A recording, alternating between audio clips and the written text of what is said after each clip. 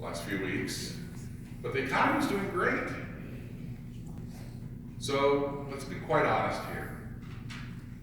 Donald Trump has some image problems, and he has some management problems. And when you go to talk about visitors' guides to an unknown planet, look, I'm all in favor of storming the castle and taking over the castle and kicking out the bad guys, but you gotta have a plan, and you gotta be able to know how to run the place. And it's been a rocky road. And we can go into greater detail in questions, but I'll just give you a couple of examples. John Kelly left as White House Chief of Staff a week ago. 10 days ago, the president immediately declared we were going to withdraw from Syria in less than 30 days. Now, I'm not an interventionist. I think one of the best things about Donald Trump was that he questioned whether or not we needed to get involved in every foreign war in the world. And I'm not a hawk. I was completely neutral in the Iraq War in 2003.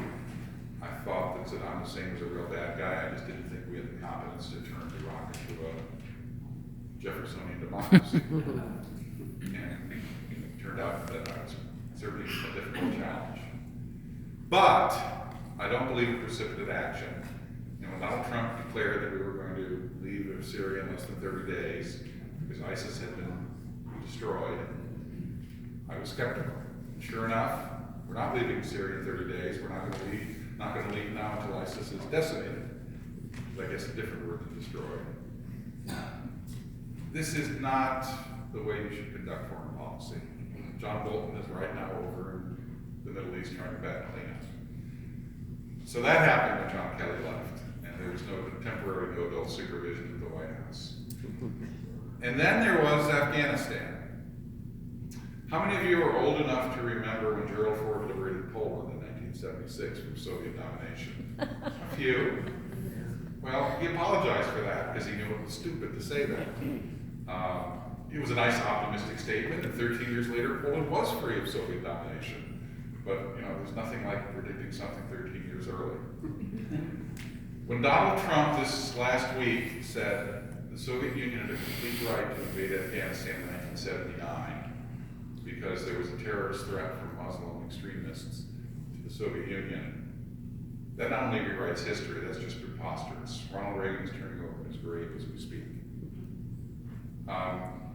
It's not that Donald Trump means to say these things, they just come out. And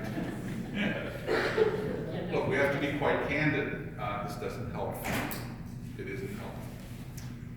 And remember, there will be 3 debates in the fall of 2020. 3 debates. So we have challenges. Now, but here's the good news. Mick Mulvaney is the new chief of staff. I know him personally. He's a good man. And if he can, ride herd on Donald Trump in the Oval Office and make sure that the paper flow works well and the personnel gets appointed, more power to him. I wish him good luck and Godspeed. But we are in danger, if things don't get better, of having something which I find in focus groups I attend all over this country and in front of audiences all over this country. We're in danger of Trump fatigue. He's just tiring. He exhausts people. Not just because he changes his mind a lot. I've known Donald Trump personally for 29 years. Not well, but I've interviewed him many times. And if you like something he's doing, you wait 5 minutes, do something else. And if you don't like something he's doing, you wait 5 minutes and he'll do something you like. It's exhausting. I'm not saying right or wrong. I certainly prefer to Hillary Clinton, the creature. But if you're looking for 2020, if you're seeing what the biggest danger on the horizon is, it's Trump fatigue. People just don't like chaos that sustained, that long, and that exhausting.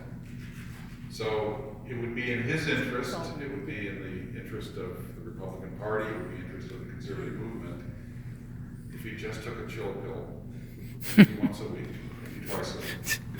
It's funny. Less is more. Now, The good news about Donald Trump is he's disruptive, and Washington certainly needs disruption. And Donald Trump has done things that no other Republican who could have been elected president in 2016 would have done. I don't think another Republican would have pulled out of the Paris Climate Accords. I don't think another Republican would have pulled out of the Iran nuclear deal.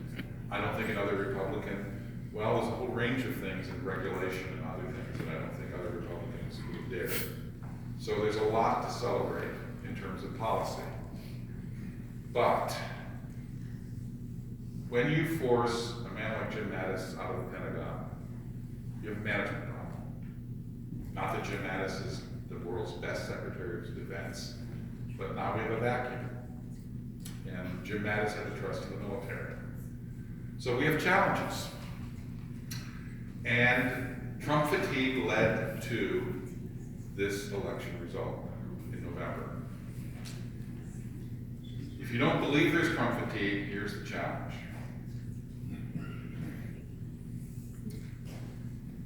This is the poll out today, the Harris poll. As far as I know, and I've looked at it for many years, it's not a communist poll. And here are the numbers. If Donald Trump runs for re-election in 2020, will you definitely vote for him? This is nationwide. 22%. That's the hardcore base. That's the base that he famously said I could walk on, appear on Fifth Avenue and shoot someone and they still vote for me. That's great. That's 22%. Probably vote for him, 11%. Probably vote for the Democratic candidate, 11%. Definitely vote for the Democratic candidate, 33%. Will vote for an independent or any other candidate, 11%. That's the Gary Johnson, Evan McMullen, Jill Stein, fill in the blank vote. And don't think that the left won't finance an independent candidate for president in 2020. They will. They will find somebody to drain off anti-Trump weekly standard bill crystal Republicans. Not sure 13%. Now, this is winnable for Trump, but it's a challenge. You've got 33% of the vote. The other side has 33% definitely against you, 11% probably against you. A bunch of people are desperately looking for someone that they believe is not the evil of two lessers. They didn't call me. And not sure 13%. Now, it's true that Donald Trump won with only 46% in 2016, lost the popular vote, but easily won the Electoral College, and that can happen again. But it's tough, and he has made it more so. I personally believe there's a 35% chance that Trump doesn't run again. We can discuss why. I'll save that for the questions. If he runs, I still think he's a 50-50 chance to win re-election, because the Democratic candidate, even if it's not Kamala Harris, is going to be left-wing wacko Looney Tunes. And, you know, your opposite. The Democratic Party is moving so far left that Alexandria Ocasio-Cortez will be its center.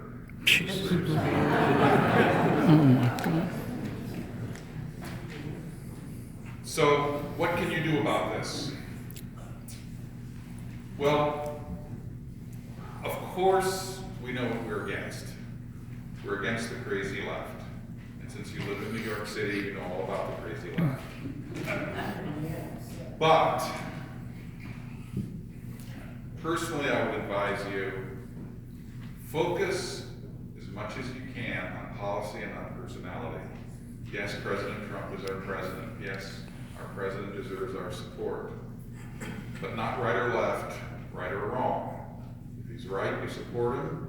And if he goes off on tangents, and we can discuss the government shutdown right now and what's that all about, you don't automatically have to speak up. Focus on policy, not personality. If the Trump policies make sense, if the Trump policies are good, if the Trump policies build the economy and restore American prestige and influence around the world, of course you support them. But don't exhaust yourselves by focusing on the personality. As I said, every 5 minutes it will change. Secondly, I know you have friends, neighbors,